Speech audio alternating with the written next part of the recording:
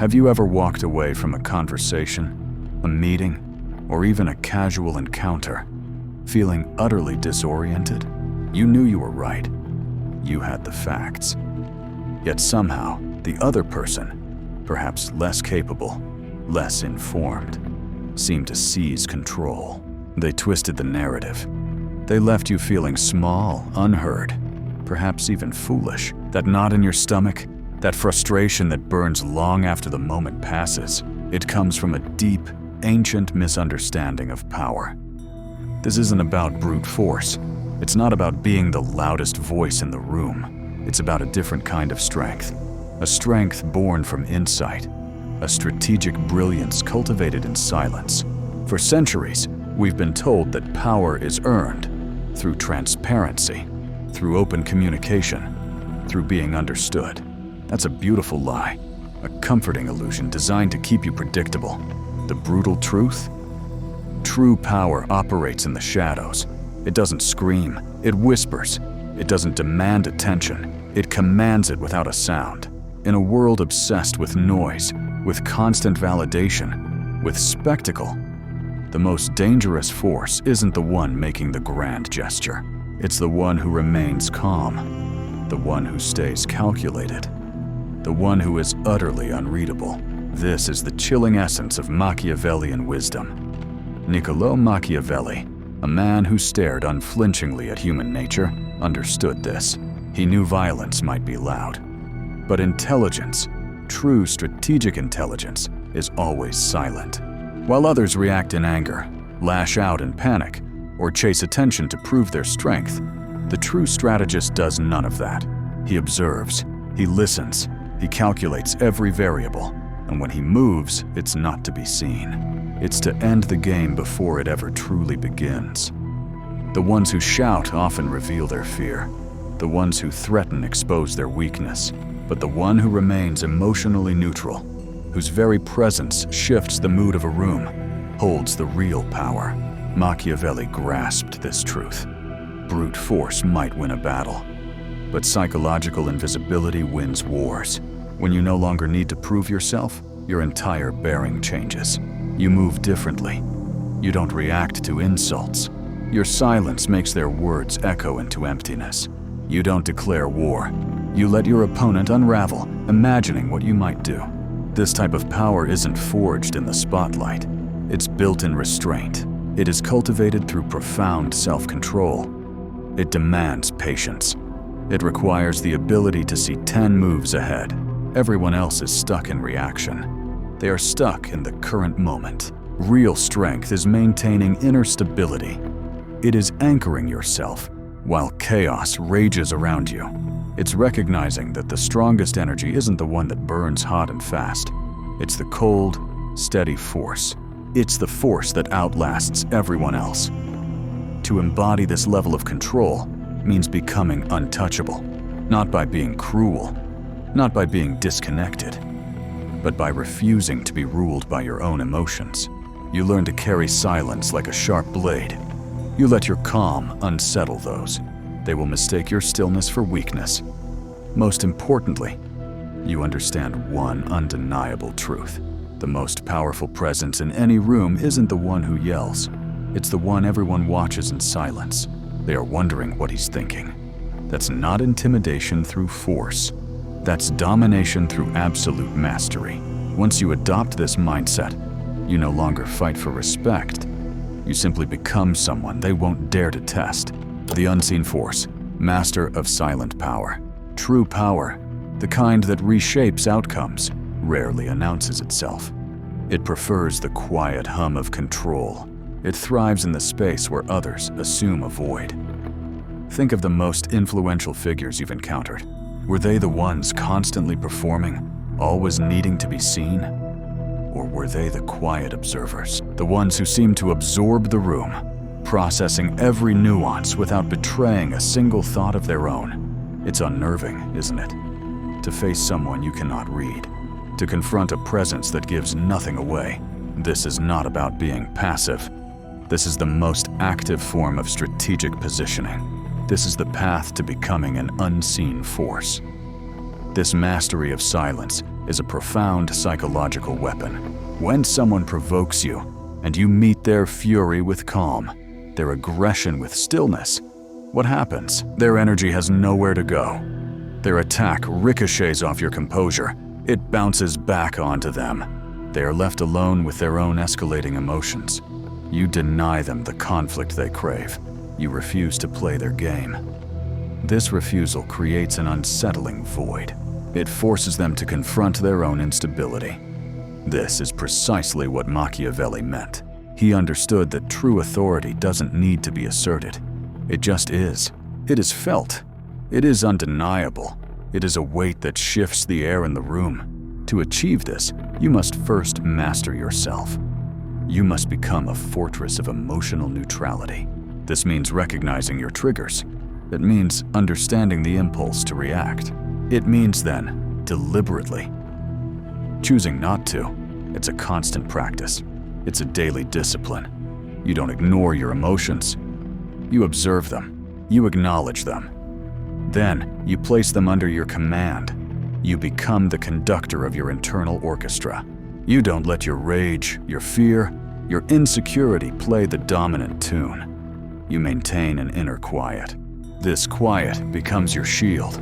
It becomes your most potent weapon. Consider the person who constantly seeks attention, the one who boasts, the one who gossips, the one who needs to be the center of every conversation. What are they revealing? A profound insecurity, a desperate need for external validation.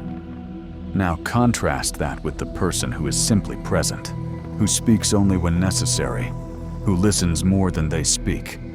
Their presence is heavier. Their words carry more weight. This is the principle of scarcity applied to human interaction. When you are less available, less reactive, less predictable, your value increases. Your influence expands. People lean in. They strain to hear what you might say. They wonder what you might be planning. That curiosity, that uncertainty, is where your power begins to reside. This mastery of self, this unreadability, extends beyond direct confrontation. It permeates every aspect of your life. In negotiations, your silence can make the other side reveal their hand. In personal relationships, your calm can de-escalate tension. In times of crisis, your stillness becomes a beacon. It draws people to you. It makes them trust your judgment. They instinctively feel your controlled power. This is the first rule. Become the unmovable object. Become the unseen force. Let them mistake your silence for weakness. While they are busy guessing, you are already winning. If these insights resonate, if you find yourself nodding along, perhaps a deeper dive into understanding human nature is what you truly seek. Consider joining this community, a place where we unpack the unspoken truths of power and self-mastery. The architect of perception. Controlling the narrative. In any conflict, any negotiation, any social dynamic, truth is secondary. Perception is everything. The battlefield doesn't begin with fists. It doesn't begin with weapons. It begins in the mind. It begins with the story being told. It begins with the image being projected. It begins with the narrative being believed. Machiavelli, with his clear-eyed view of human folly, understood this deeply. He wrote, "Men judge more by the eye than by the hand, for everyone can see you, but few truly understand you." This profound insight illuminates the first rule in any confrontation: control the optics. If you control the optics, you control the outcome. When you appear strong, calm, unshaken, even if you are struggling internally, others hesitate. That hesitation is your opening. It doesn't matter who is objectively right. It doesn't even matter who is stronger in reality. What matters is who looks like they are in control. Machiavellian strategists know how to perform under pressure.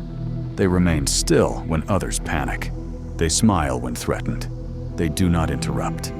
They let the opponent speak first. Then, with surgical precision, they twist their words into a weapon. They reframe the very meaning. In this game, optics are not superficial. They are profoundly strategic. The person who controls the narrative shapes the battlefield itself. Think about a heated argument. Someone is screaming. They are red-faced. They are losing control. You, however, remain poised. Your voice is steady.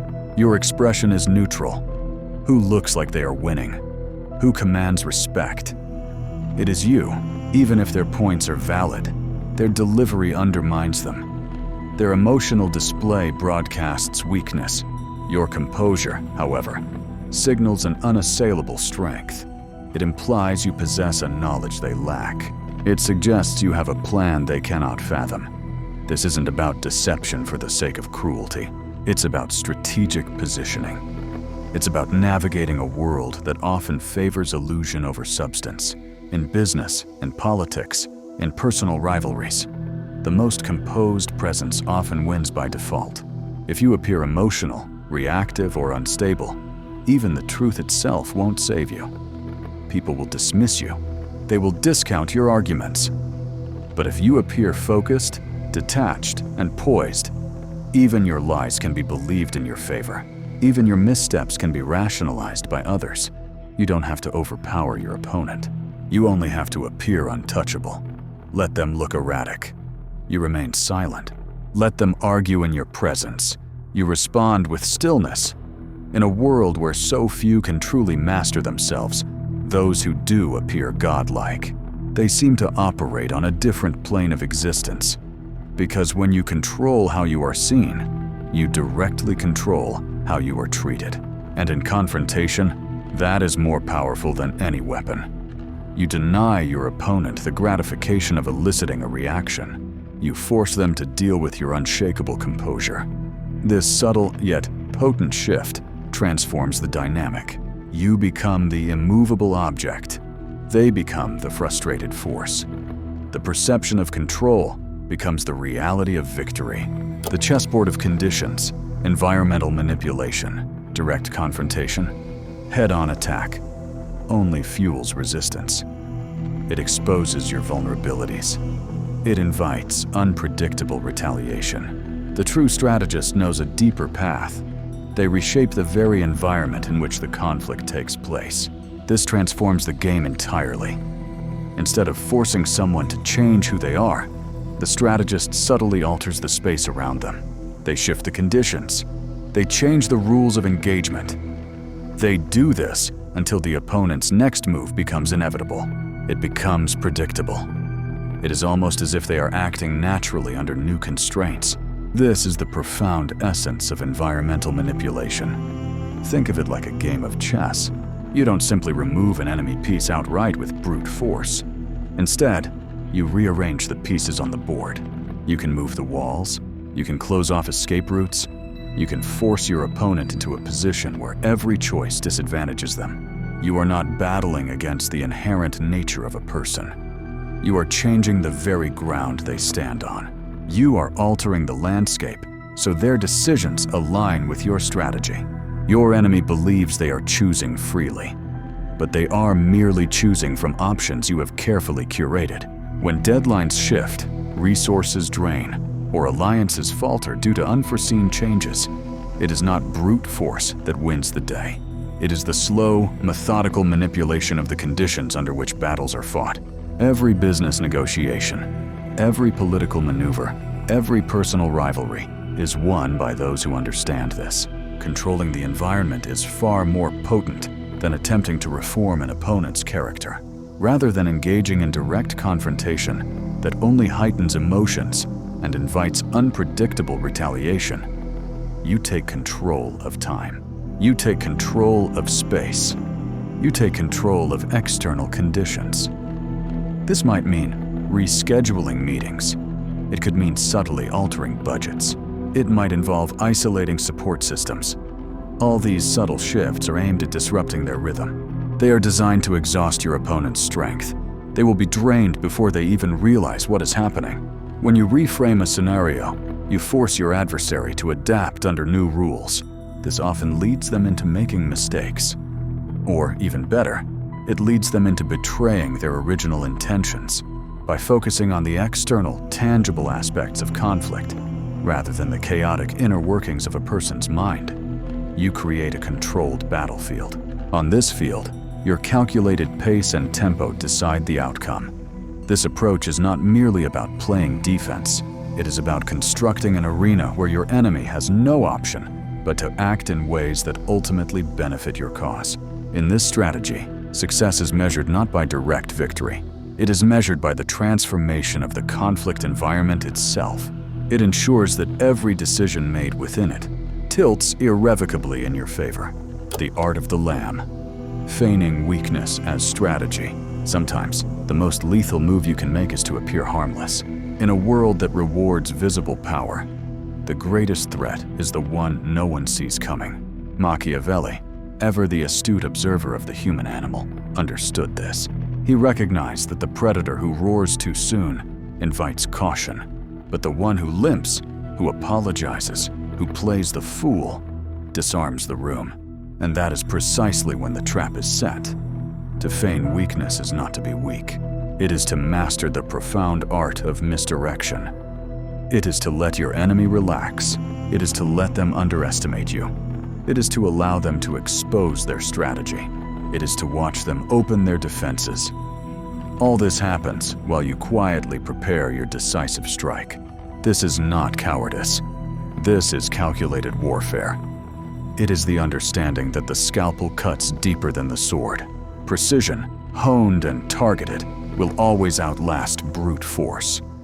Machiavelli famously wrote that a ruler must learn to be both the lion and the fox. Strong enough to destroy, yes, but clever enough to deceive. When you pretend to retreat, to submit, to apologize, do so without surrendering your true intention. Let them believe they've won. Let them lower their guard. Let them grow arrogant, because arrogance, that insidious self-deception, creates blindness. And in that blindness, that self-imposed darkness, lies your overwhelming advantage. Your true power grows not in immediate retaliation, but in deliberate restraint. You are not retreating in defeat. You are resetting the stage. You are preparing for a more devastating blow. The real masters of confrontation do not win by emotional explosion. They win by silent, impeccable timing. The moment of your greatest power often comes when they least expect it, when they truly believe you are weak, when they are convinced you are broken or disarmed. That is when you strike. Not wildly, not noisily, but precisely. You strike where it hurts most. You strike where recovery is impossible. You strike where retaliation is already too late. When done correctly, your opponent never even sees the war begin. They only realize that it is already over. To feign weakness is to weaponize humility. It is to remain profoundly underestimated until it's too late for them to react. And in that delay, that period of their false triumph, you seize control of both time and outcome. You don't just defeat your enemy. You let them walk themselves directly into your carefully laid victory. It's a game of patience, perception, and profound psychological leverage. The final cut. Eradicating recurrence. If you must confront, finish it. Half measures are not mercy. They are invitations for retaliation. This is a brutal truth, but it is truth nonetheless. A wounded enemy is far more dangerous than a defeated one, because pain, real pain, breeds obsession. And obsession, left unchecked, breeds revenge. Machiavelli warned against this very folly. He asserted that if you allow an adversary to walk away with even a shred of dignity, influence, or support, they will return. They will return stronger. They will return smarter. They will return hell-bent on vengeance. The only way to truly end a confrontation is to leave no path back to power. This isn't necessarily cruelty for its own sake. It is survival. In a world where people rarely forgive real humiliation, you must choose. Choose closure, or choose consequences. Destroying completely doesn't always mean physical ruin. It means psychological finality. It means cutting off all access. It means silencing their influence. It means erasing their leverage. In personal conflicts, that may mean blocking. It could mean ghosting. It could mean burning bridges without apology. There is no need to explain your exit. In business or politics, it could mean removing not just your opponent, but also their key allies. It means dismantling their resources. It means eradicating their narrative. The goal is not to punish. The goal is to prevent recurrence, because unfinished conflict doesn't dissolve. It festers, it simmers, it waits. Power requires decisiveness. When you hesitate, they plot. When you show mercy, they take notes. They see weakness. When you settle for compromise, they gather strength in the shadows. But when you strike with finality, without drama, without emotion, you communicate one undeniable truth. There will be no round two. Let them fear the silence that follows your move. Let the sheer uncertainty haunt them. Make the example so sharp, so clean, that no one else dares to test you. The best confrontation is the one that never needs to be repeated, because no one is left with the courage to continue it. True fear doesn't come from threats. It comes from reflection. Machiavelli understood that the most effective way to control an enemy is not by attacking them directly. It is by letting them confront their own darkness. Instead of raising your voice or making threats, you hold up a mirror. You remain silent. And in that silence, they begin to see what they fear most: themselves. This is not intimidation through violence or noise. It's about crafting an atmosphere so unsettling that they question their own safety. All this happens without you ever lifting a hand. People fear uncertainty more than direct confrontation. When you don't respond, they fill in the gaps. When you don't deny the rumors, they assume they're true. When you let them wonder what you might do, not what you will do, you create a psychological landscape where possibility itself becomes the weapon. In that ambiguity, fear takes root, and it grows faster than any threat you could ever deliver. Let your silence be louder than their accusations. Let them overthink every quiet moment. Allow their imagination to destroy them. Long before you ever have to move, Machiavelli didn't explicitly say, "Be feared." He said, "Let others believe you might be capable of things they wouldn't risk testing." That's the brilliance of the psychological mirror. It reflects not who you are, but what they project onto you. And what they project often reveals their own guilt. It reveals their own fear. It reveals their own instability. In a world addicted to reaction, your stillness is disturbing. Your unpredictability becomes your greatest power. The person who cannot be read is more dangerous than the one who shouts. You don't have to terrify them. You only have to let them terrify themselves. Because when someone's fear comes from within, they can't escape it. This is how real power is exercised. Not through brute force, but through invisibility. You haunt, not because you want to, but because you've learned that the mind, left alone with enough silence, becomes its own executioner. That's how the untouchable win. Not through destruction, but through quiet suggestion and the fear it leaves behind. In the age of instant gratification and reactive living, patience has become a true superpower. Machiavelli knew that time is not something to be feared or wasted. It's a weapon to be sharpened. The wise do not rush into conflict. They wait. They watch. They calculate, because time, when used strategically, does what no sword ever could. It wears down. It isolates. And ultimately, it delivers victory without chaos.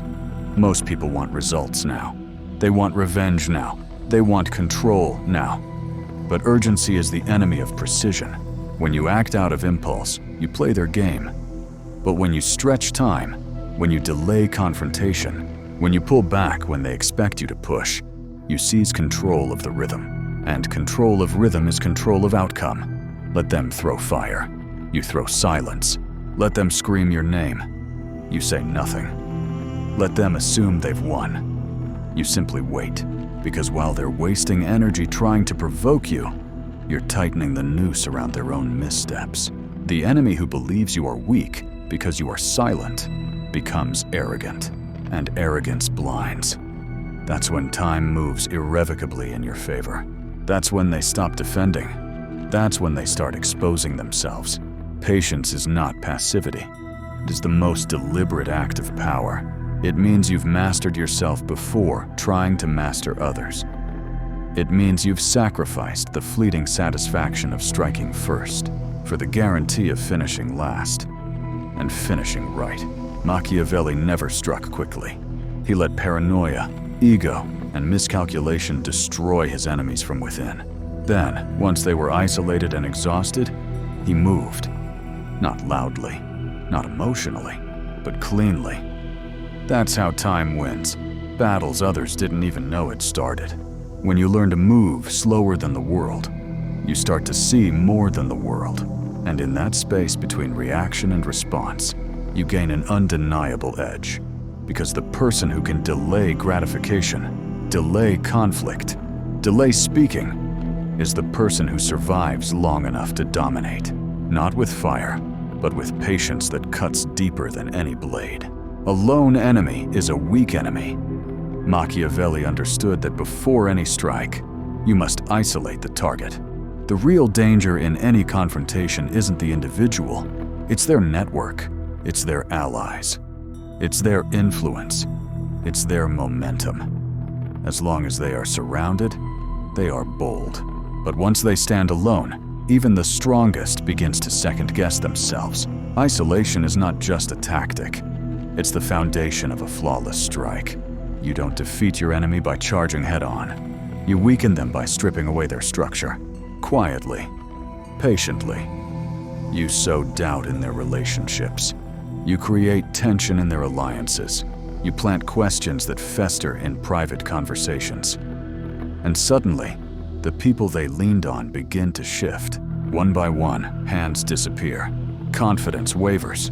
They start to notice the silence around them. And in that silence, paranoia grows. The moment your target starts to ask, "Why is no one standing with me?" you've already won half the battle. They'll feel exposed, unstable, vulnerable. And that's exactly when you move. Not with noise, not with revenge, but with the precision of someone who waited until the very foundation crumbled beneath them. In the art of psychological warfare, isolation is the scalpel that cuts deeper than confrontation ever could. You don't need to humiliate them. You just need to make sure no one else shows up to defend them when you act. Confrontation in a crowd is chaos. Confrontation in silence is absolute control. Let others call it cold. Let them call it ruthless. But this is how power is exercised without becoming messy. You don't destroy their name. You dissolve their influence.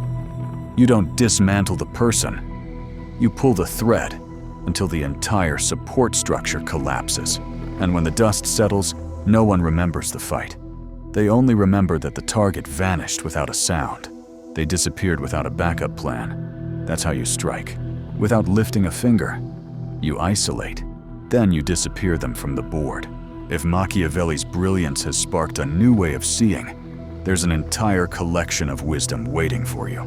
Dive deeper into the minds of those who shaped our understanding of power and strategy. You'll find a dedicated playlist on Machiavelli and other masters, a journey into the very architecture of influence. The link, as always, is in the pinned comment. In life, you won't always win by being louder, faster, or more aggressive. The true advantage belongs to those who are strategic, to those who are silent, to those who are emotionally in control. One of the most important lessons from Machiavelli's playbook is this. Power isn't about raw domination. It's about positioning. You don't need to meet every insult with fire. You don't need to win every argument. What you need is to master yourself first. Observe without reacting. And strike only when the moment guarantees irreversible impact. Whether you're dealing with a toxic relationship, navigating workplace politics, or confronting betrayal, the message is clear. Patience is your ultimate protection. Silence is your most profound power. Do not let your emotions become someone else's weapon. Learn to isolate problems, control how you are perceived, and never, ever confront in weakness. Let time reveal your true strength. In a world that rewards impulse and noise, your calm is your greatest weapon. Move in silence. Think 5 steps ahead. Never give anyone more access to your peace than they have truly earned. The more unpredictable and composed you become, the more utterly untouchable you are. That's not just strategy, that's survival itself. Now, as you stand at the precipice of this new understanding, I ask you, what single truth, what one idea from this journey resonated most deeply within you? What piece of this ancient wisdom landed with the force of revelation? Share it.